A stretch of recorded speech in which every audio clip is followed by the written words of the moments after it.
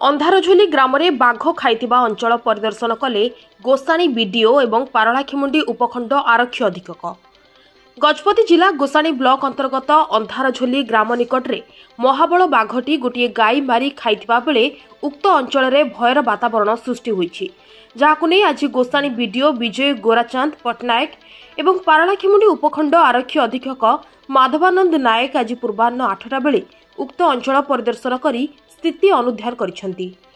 वर्तमान अध्यक्षा गाई को पुणी बाघ आसी खाइबा एवं वन विभाग पक्षरु स्पष्ट करा परे स्थानीय अंचल रे एक प्रकार भयर वातावरण देखा देइछि। स्थानीय बासिंदांको भय दूर करने सहित बाघ को जेपरी कोनोसी क्षति न हेबा पई की प्रकार बंदोबस्त करा जाइछि उभय से सबु समीक्षा करथिबा जणा पड़िछि। एथिसह अंधारझोली ग्राम ठारू प्राय 10 रु 12 किलोमीटर पर्यंत सर्वाइवल अंचल रे सतर्क रहिबा पई लोकंकु वन विभाग एवं पुलिस पक्षरु सतर्क करा जाइछि।